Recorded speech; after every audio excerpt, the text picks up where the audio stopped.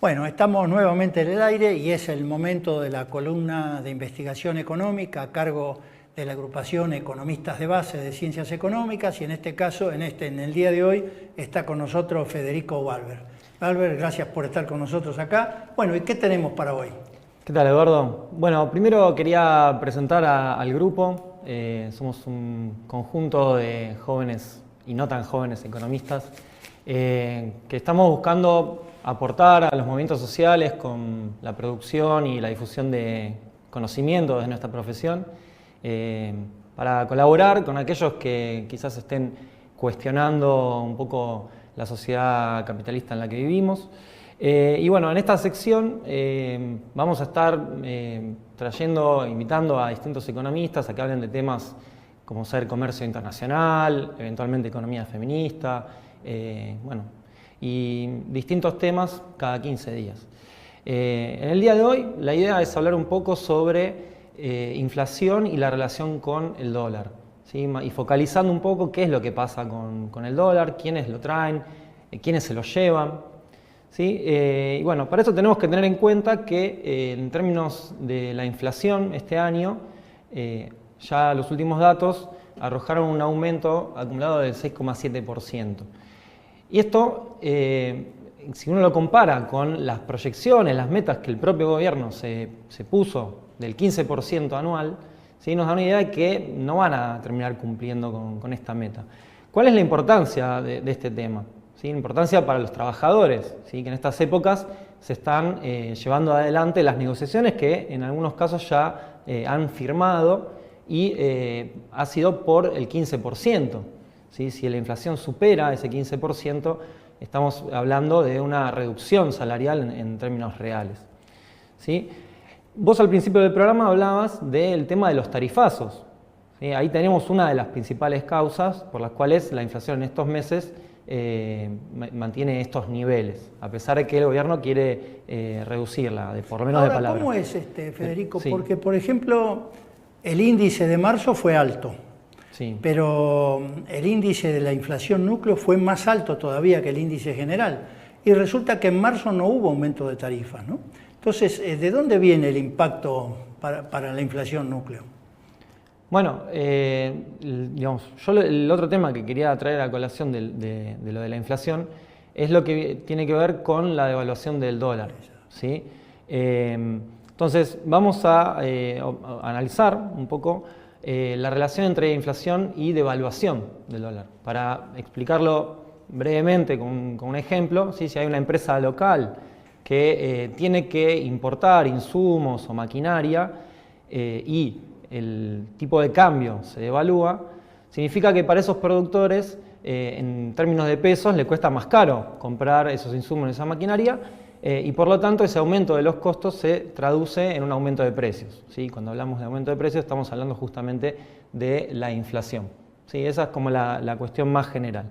Ahora, lo que vimos más en concreto es que en los últimos meses pasamos de un dólar a 17, 17,5 a un dólar de 20 pesos. ¿Sí? ¿Por qué pasó esto en los últimos meses? Bueno, para eso tenemos que analizar qué es lo que pasó con la demanda de dólares. ¿Sí? Pero primero veamos un gráfico que traje acá, donde podemos observar, ¿sí? en este lugar cómo se produjo una depreciación. ¿Sí?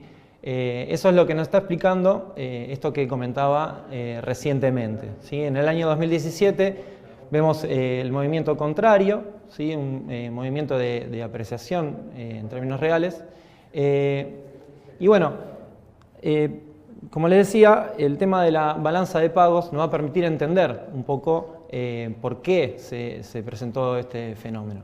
¿Sí? Acá tenemos la balanza de pagos en la cual podemos observar en el términos de bienes y servicios, ¿sí? Cómo creció el rojo en ese rubro, ¿sí? A un aumento de unos 11.000 millones de dólares. ¿Sí?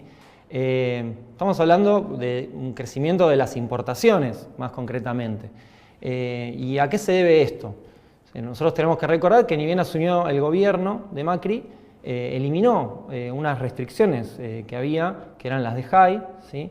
unas restricciones burocráticas a las importaciones, pero eso no se vio automáticamente reflejado en un crecimiento de las importaciones porque en el año 2016 tuvimos una recesión, ¿sí? Ahora, la combinación de esa liberación de las importaciones con una recuperación económica en 2017 es lo que nos permite entender este salto. Claro, incluso es más grande porque el saldo en el 2016 fue positivo en 2.000 y pico millones y en el 2017 negativo en 8.000 y pico, en realidad te vas a 11.000 millones, ¿no? Claro. Es más todavía de lo que dicen los números fríos del año, ¿no? Claro. Bueno, y tenemos eso como un fuerte explicativo, ¿sí? que aceleró la demanda de dólares para las importaciones, pero también tenemos que observar lo que pasa en este otro rubro que dice ingreso primario, que aportó unos casi 4.000 millones de dólares más. ¿Qué estamos hablando cuando hablamos de ingreso primario? Estamos hablando de utilidades y dividendos, o sea, ganancias de las empresas que se las llevan, y también de intereses, ¿sí? Entonces, esta es una serie que arranca en 2009, y acá lo que podemos ver es que hacia fin de 2017 ese rojo incluso supera los niveles de, por ejemplo, del año 2011, ¿sí? Y en este punto quería marcar cómo crece, en esto color azul más oscuro, el peso de los intereses, ¿sí? Que explican este rojo de este rubro. Claro, incluso se dice que desde el punto de vista del movimiento de las multinacionales, con la liberación de los flujos financieros, es más lo que sacan las multinacionales que lo que traen como inversión extranjera directa, ¿no? Claro, exactamente, y eso es lo que podemos observar en estos datos, ¿sí? Bueno, todo este rojo, todo este drenaje de dólares, sí nos termina mostrando estas necesidades de financiamiento externo, que de vuelta lo que podemos ver rápidamente, más allá de todos los colores de ahí, veamos la línea negra, en 2017 se está superando los niveles de los años previos, analizados por lo menos desde el año 2011. ¿Sí? Entonces estamos con necesidades de financiamiento externo récord y eso se traduce en otra cosa que deuda externa, crecimiento de la deuda externa. ¿Sí? Eso también se ve reflejado. Además estamos tomando deuda no solo para financiar déficit, para importaciones, para pago de dividendos y royalties de las grandes multinacionales, pero sino también estamos tomando deuda para financiar el atesoramiento personal, ¿no? La fuga de capitales.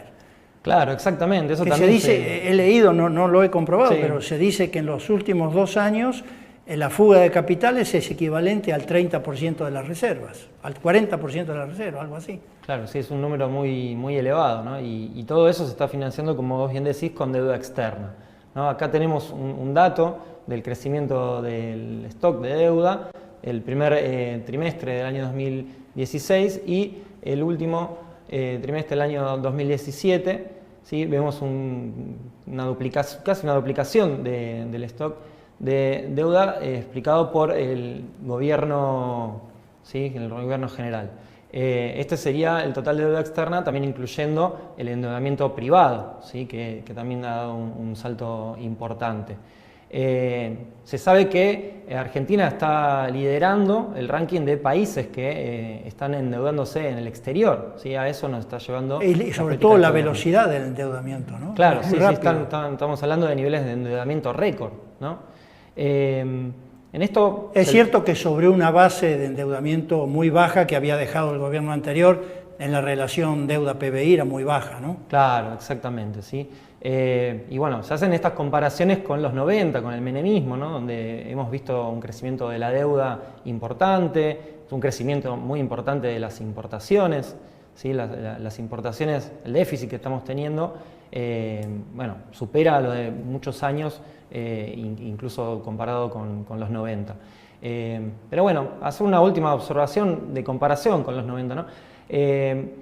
Había un tipo de cambio fijo, estaba la convertibilidad en los 90. ¿Sí? En este caso, el gobierno tiene un tipo de cambio más flexible. ¿Sí? Cuando hay un crecimiento de la demanda, como vimos en los últimos meses, ¿sí? Han dejado que la moneda se devalúe.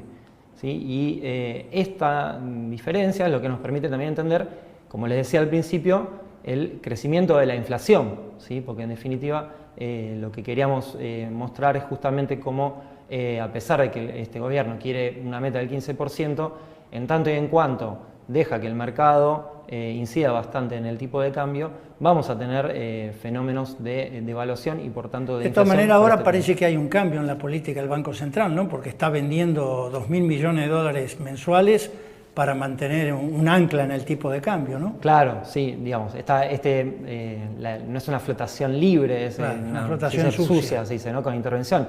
Evidentemente no iba a dejar que se dispare a cualquier nivel y tuvo que empezar a intervenir, pero como decíamos al principio, si pasó el dólar a estar de 17 a 20 es porque dejó correr algo que no sucedía en los 90 obviamente con la convertibilidad. Ahora, desde el punto de vista, esto lo que vos estás es la deuda externa. No sé si tenés algo sobre la deuda interna, porque el stock de Levax es muy alto, creo que 1.400.000 pesos, millones de pesos, ¿no? Miles de millones de pesos. Ahora, ¿cuál es el margen que tiene el gobierno para seguir con esta lógica del endeudamiento? Tenemos que ir cerrando, ¿no? Sí, digamos, evidentemente tiene para algunos años más, pero es una bomba de tiempo esto. O sea, porque no se están atacando los problemas de fondo. O sea, muy por el contrario, en vez de tener una política, no sé, de desarrollo industrial, la industria se ha visto bastante golpeada, ¿sí? Rojo en el comercio exterior, lejos de estar reduciéndose, se continúa ampliando, ¿sí? Los primeros 2 meses ya de 2018, el rojo de 2018 ya está en el orden de un 20% de lo que fue el de 2017. Que fue altísimo, 35, fue altísimo, alrededor de 30 y pico mil millones, ¿no? Sí, el rojo de la industria. Parecería que vamos a un año en el cual estas tensiones se van a ir agudizando, así que yo no sí, en realidad el gobierno solo tiene una idea industrial desde el punto de vista del agroindustria, algunas cadenas de procesamiento de alimentos, pero no mucho más. La idea de una industria integrada no la tiene. Tampoco sé si sería posible en el nuevo mundo en que estamos una cosa de esa, pero lo que es cierto es que el gobierno no tiene demasiada interés ni un programa de industria ni por el estilo. Bueno, tenemos que ir cerrando, ¿no? Pero también se dice que de seguir este curso de la inflación, el 15% se agota en agosto, ¿no? Se llega al 15 en agosto, por lo tanto quiere decir que los gremios que firmaron por el 15 tendrían los últimos 4 meses del año a pérdida. Claro, exactamente. El mensaje para cerrar es, para quienes estén en las negociaciones salariales, reclamar un aumento claramente mayor al 15%, porque si no van a estar perdiendo salario real y, como vos bien decís, aquellos que hayan firmado ya se van a ver perjudicados y yo no descartaría que hacia fin de año volvamos a tener reclamos salariales de aquellos sectores más perjudicados. Bueno, Federico, muchas gracias y esperamos a los economistas de base dentro de 15 días para una nueva columna. Bueno, gracias. Y nosotros vamos a un corte, disponga de las